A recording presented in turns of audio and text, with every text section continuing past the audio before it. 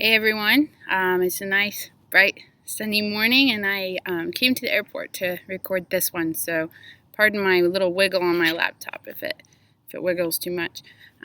This story is How I Could Meet My Man, HICMMM number 3, Skydiving, and this one's always and forever dedicated to Heavenly Father and Jesus Christ and my family, but it's especially dedicated for all my angels and Carrie. All right. Up front, I want you to know this is How I Could Meet My Man scenario is pretty crazy, but it makes me laugh every time I read it, so enjoy it and keep an open mind for the possibility of crazy probability. All right. Well, I guess the place to start is at the skydiving establishment called Sky Expo, located on the Florida coast, where 8 friends and I visited for our vacation.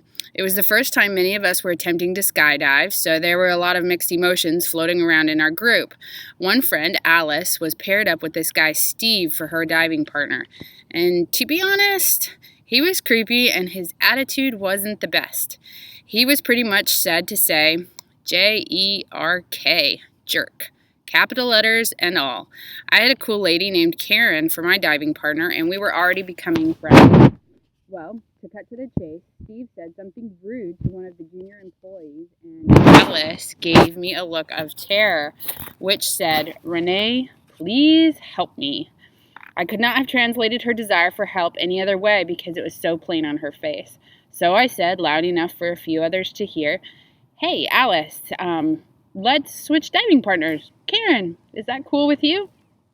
A bit surprised, Karen said, "Sure, that's fine," after a glance at Alice's face.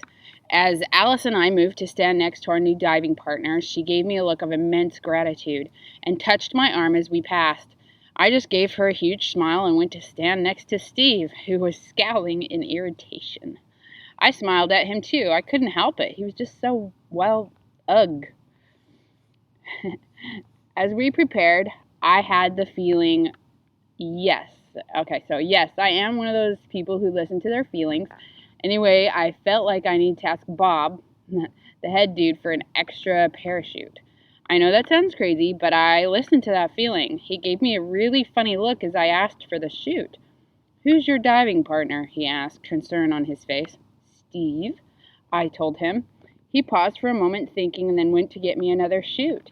Steve said something rude, which was not worth repeating, when Bob came over and hooked it to my friend. I turned to him frustrated and said in my store manager voice, "Shape up. This is my first time diving and I want it to be fun. Rid yourself of that rotten attitude. I want to feel safe diving with you, and right now, I don't." Everyone was quiet for a moment, then he begrudgingly asked, "Why did you get an extra chute?" I smiled and decided being honest was best, even though it was tempting to try and create a lie. "I don't know," I said, and his eyebrows rose.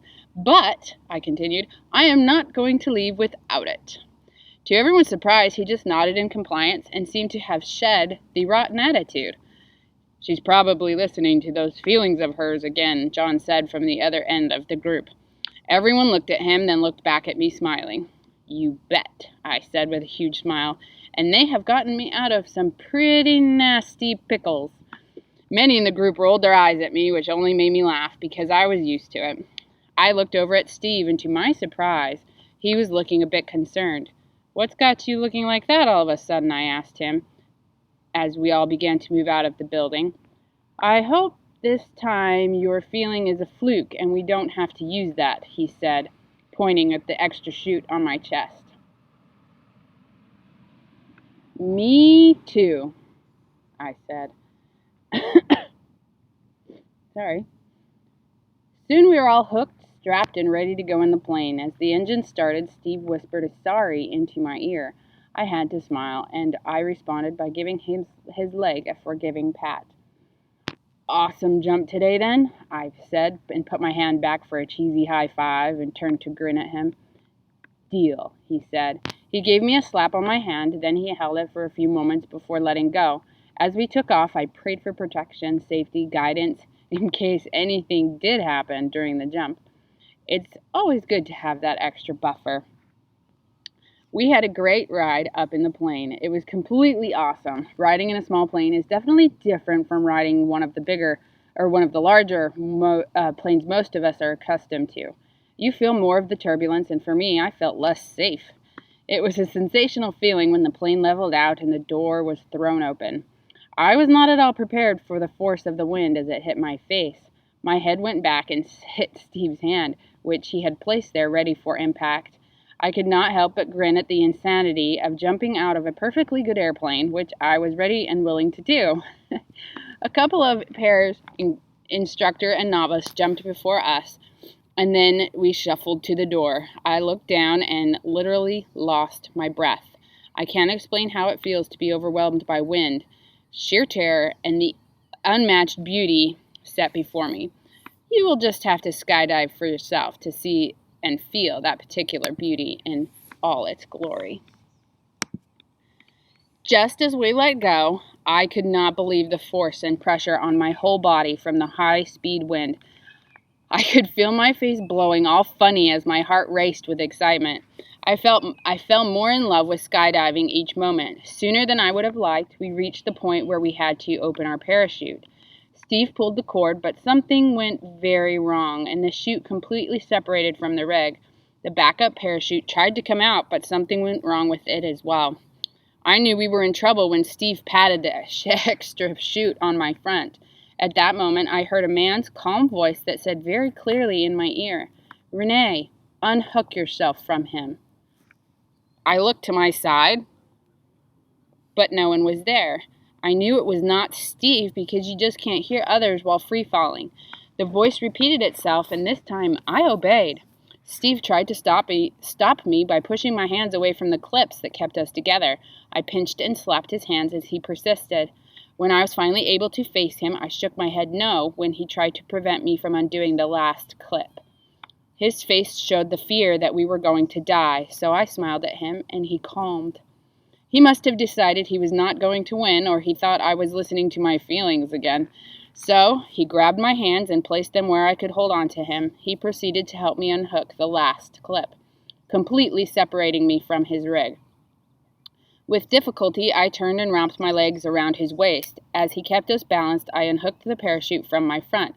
Between the two of us, we maneuvered it over his damaged pack and secured it onto his body. I don't know if that's the proper way to do things or not, but that is how we did it.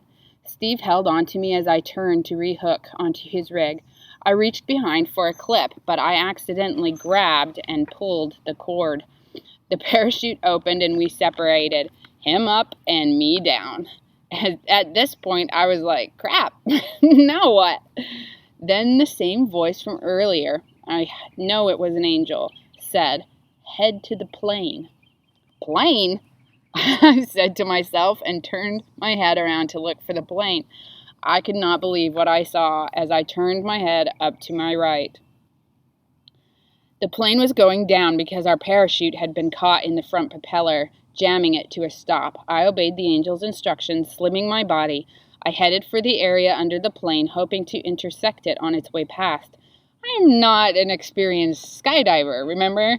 I just did what I had seen people do in movies, and it seemed to work, thankfully. When I was in the right place, the angel told me to break my descent.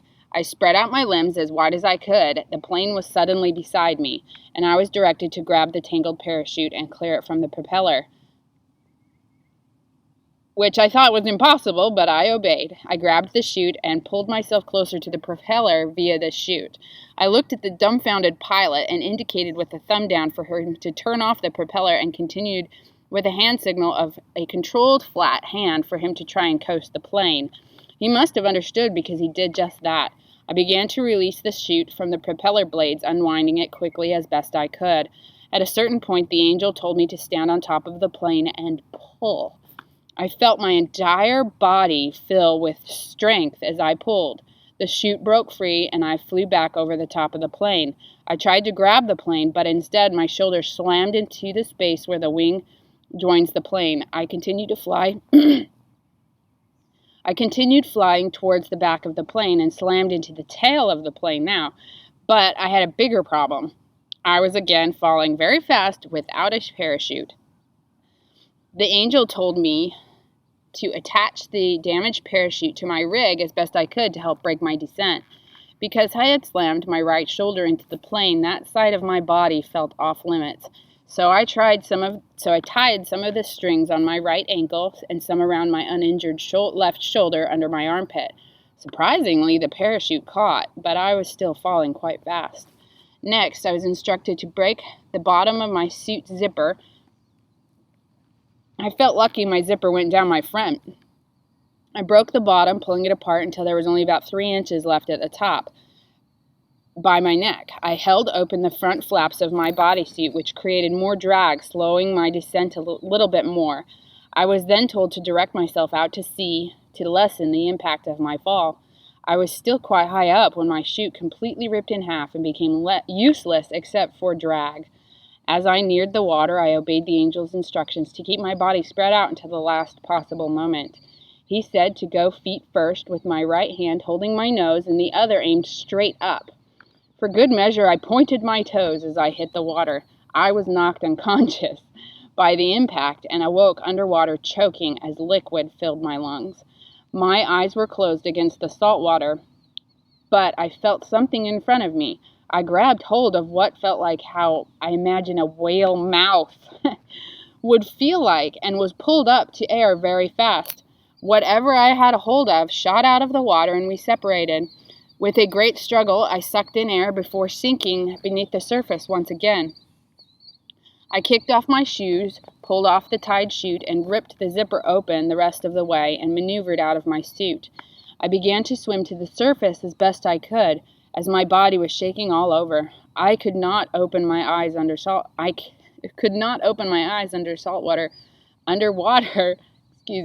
so I didn't know how much farther I had to go.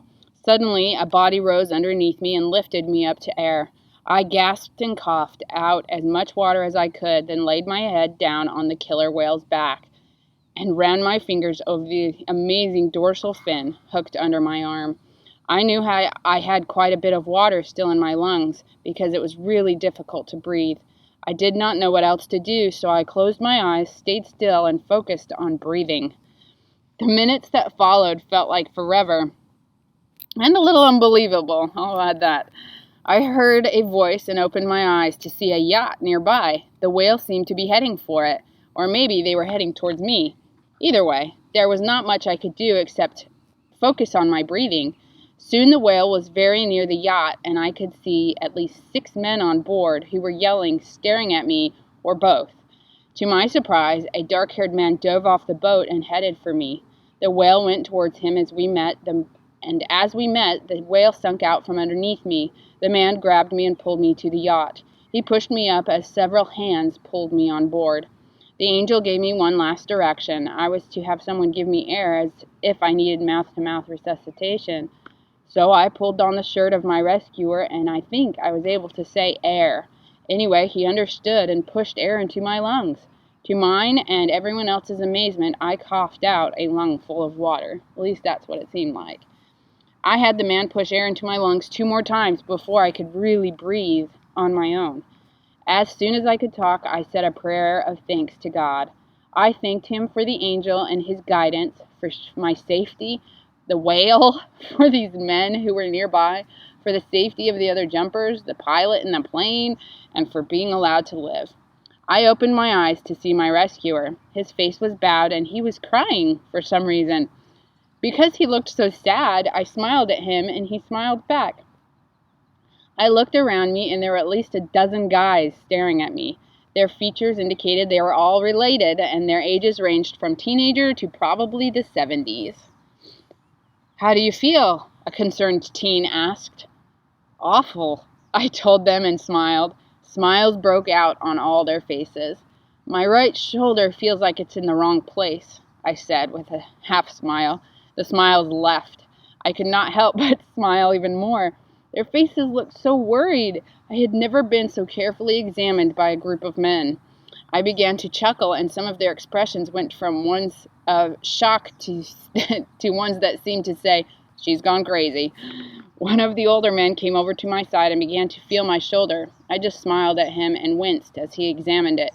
It's only dislocated, he said, amazed and relieved. I'm a doctor, and if you can relax, I will set it for you. I obeyed by closing my eyes, and a second later, my entire body relaxed. In the next few moments, my shoulder was set and very sore, but the more intense pain had lessened. He smiled at me when I opened my eyes. Anything else hurt? He asked kindly. I smiled back and replied, yes, my eye and my hip. I patted my right hip with my hand. He shook his head at me, mentioning the eye. You already have a very obvious black eye. I smiled happily and said, really? I felt it and continued sincerely, I have always wanted to experience a black eye. The man who had rescued me from the water sat back, pulled his hand over his eyes, and started to laugh, as did the doctor. The others began to laugh as well, myself included, until it began to hurt. The doctor examined my hip and found that it was dislocated as well. I figured it must have been dislocated when I had hit the water, because I do not remember it hurting before then. After he said it, he asked me again if that was all, and I could not help it, and a few tears escaped. Everything hurts, I admitted as I covered my eyes with a hand. My rescuer and my doctor helped me to sit up. My rescuer pulled me into a close hug. Yeah, well, a handsome, strong guy hugging me gently was the last straw. Tears came, and we sat there until they stopped. Do you have any clothes I could change into? I finally asked. Yeah, was the unison response from everyone. Their laughing faces surprised me. My rescuer picked me up, and the doctor told him to take me to the bathroom. He deposited me gently on the toilet and left to get some clothes. The doctor was definitely a smart man. I didn't realize I had also been given an enema upon entering the water. A bit later, there was a knock, and right as I opened the door, a hand came in holding a large handful of bikinis. I started to laugh and heard chuckles out in the hallway. So I stuck my head out and said, I'm going to need a shirt and some shorts or something. I was given grins and some laughs at my request. Reluctantly, my rescuer's other hand came up holding a white t-shirt and a pair of men's swimming trunks, and a pair of scissors to cut out the mesh from the trunks. Uncle Paul, he's the one who set your hip, said these would be best. He gestured to the trunks. Tie them loose because he said your hip is going to get swollen. I'm Lanny, by the way. He grinned. Thanks. I'm Renee, I said, and shut the door while shaking my head in laughter. When I came out, I found Lanny alone waiting for me. Hello, I said with a wince as I hit my sore hip on the door handle. How are you doing? He asked, moving over to help me. I handed him my clothes, and he stuffed them into a bag. Not too bad, considering I just skydived without a parachute. His eyes widened, and we both began to laugh. I've never hurt worse in my life, I admitted with another wincing smile. He chuckled again. Everyone's waiting up on deck to hear your story. What? I exclaimed and nearly fell over. This made him laugh again while he kept me from falling on my face. Ow, I moaned as quietly as I could. Do you want me to carry you? He asked, really concerned. I held up my hand and waved it at him in a kind refusal, and then tried to smile while saying, No, I already feel incredibly awkward. Speaking of awkward, what's with the ample supply of bikinis? I began to hobble carefully over to the exit. Last week, the women in our family took out the yacht, and, like usual, they forgot all their suits on board, he said. Then he got a peculiar look on his face and continued, I'm not sure how they forget them every time, because we find them hanging all over the place. He gestured to the area around us. That sounds like they do it on purpose, I said with a little laugh. He pointed at me. I thought of that. Gramps thinks it's hysterical. He had 8 daughters, and when he walks into the yacht after they use it, he says, feels like home used to. We laughed as he pointed to the stairs. I took one step up and heard a worried, I looked at him, then my arm where I had hit the plane. His hands were inches away from it as he was obviously wanting to help, but not touching. He began to look even more concerned. "Yeah," I said. "I'm surprised it's not broken," I said, and pulled up my sleeve for him to see my shoulder. He winced with me. "Have you ever broken a bone?" he asked, with one eyebrow raised in question. "No, but I figured it would hurt worse than it does now if it was broken. However, maybe I've some toughness like my cousin." I turned to continue up the stairs. He coughed, and I looked at him. He had a look on his face that said, "Please elaborate on your tough cousin." I grinned. "She slipped on the ice," I said, "fell and broke her arm with the bones sticking out of the skin. She went into the school office and said, 'I broke my arm,' and the secretary didn't believe her because she wasn't crying. So she held up her arm, and, well, they were lucky they also didn't have a passed-out secretary to deal with." Lanny was leaning against the wall, shaking his head, laughing with his fingers rubbing his eyes. When he looked at me again, he continued to chuckle. It felt like it took us 15 minutes to get up on deck with me going as slow as I was. Once we were up, my leg is asleep. Once we were up, I saw the back of the yacht and noticed they had collected my chute, shoes, and skydiving suit from the water and piled them in the corner. My eyes went to where I had sat while Lanny held me, and it caused me to remember how he had cried. "Oh, I wanted to ask you, why were you crying after my prayer?" He looked at me thoughtfully for a moment, then looked out to the back of the yacht, as I had. He did not look at me while he spoke.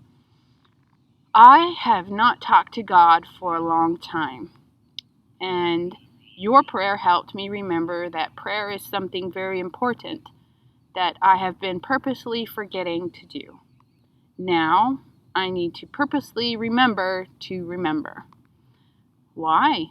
I asked quietly. "Because," he said, "if I am ever skydiving without a chute, I want to be worthy to have an angel's help." I gave him an approving nod and smile because I couldn't have agreed more. He grinned and pointed out around the corner. I turned to walk in that direction. He followed close behind and kept me from smashing my damaged hip against the side of the yacht when the boat rocked. Rounding the corner, I was greeted by a grand applause. I grinned. "I'm surprised you can walk from the look of your leg," Uncle Paul stated, coming over. He directed me to a padded seat and helped me to sit before he began to check my leg and arm again. "We contacted the Coast Guard and told them we have you and you are alive," stated one of the teenagers with a huge smile, as if he was getting the biggest kick out of the whole situation. "Is that so?" I asked, and received confirming nods from the rest. "Well, that was very kind of you." This roused some laughs from the group. They were just heading out to look for you and seemed amazed that you are alive. I mean, you just fell from the sky with a broken parachute and was rescued by a killer whale, which are not at all common in these parts," another older teen added.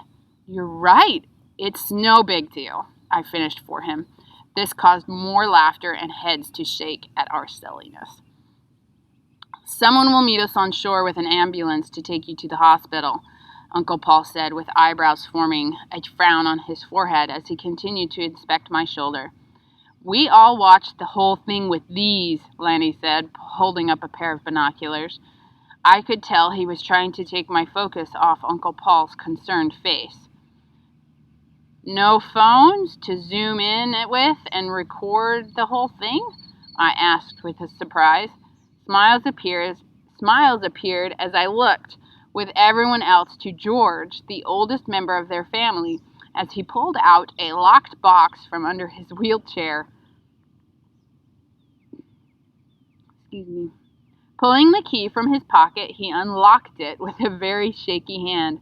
Paul pulled out a phone and handed it to one of the teenagers, who grinned at me. "Since we have at least an hour before we would dock, would you like to record your side of what happened?" Lanny suggested with a gesture to the phone. "That way you won't have to repeat it so many times." I looked around at the faces staring at me. Because everyone looked so eager to hear my side of the story, I could not refuse. After I was given and consumed a little something to eat and drink, I told everything as best I could. Sure enough, there was a waiting ambulance when we arrived on shore. My hip had indeed begun to swell, as Paul predicted. I tried to walk for myself, but when I almost fell off the dock into the water, Lanny, with a grin and shake of his head, made me wait and signaled for the medics to bring over the stretcher. "Not that I can't carry you, mind," he said. "I just don't want to trip, fall, and cause further damage," he said to me as we waited. I could not help but laugh. He and Paul rode with me in the ambulance, and the others said that they would not be far behind. I got to the hospital and was taken back for x-rays and other type of checkup procedures that Paul insisted on having done. I just let him be a good doctor and take care of me with the local doctor, Dr. Wilson. Lanny and I were talking when they came in to talk with me about what they had found. Lanny was going to leave, but I gestured with, "Who cares?" A "who cares" wave. I said, "I'll just tell you later anyway," and he sat back down with a grin. Come to find out, I had cracked a bone in my shoulder, besides it being dislocated, chipped a piece of bone off my skull above my black eye, and my whole body sustained severe bruising from the impact with the airplane and the water. Lanny and I just chuckled as we were told this news, plus some other news, which shocked Dr. Wilson. Uncle Paul just shook his head at us. "Well, it's definitely going to take some time for a full recovery," I said, speaking the obvious. With this statement, Dr. Wilson even chuckled with us. I let out a sigh and said to Danny, "I now know what a broken bone feels like. I guess I'm tough." This made Lanny burst out into a full, hearty laugh. The doctors left smiling, and Lanny and I continued to talk until a nurse hurried in, excited to turn on the TV and show us something. One of the other skydivers had actually caught some footage of me. I really wanted to watch it, but my eyelids suddenly got very heavy. They probably drugged my IV, I thought to myself. Turning to say something to me, Lanny found me sound asleep.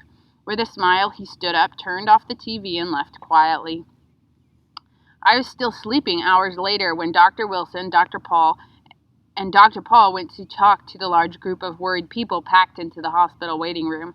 The group consisted of my friends, new yacht friends, a couple of Coast Guard guys, a cop, Steve, Bob, Karen, the pilot, and others from the Sky Expo.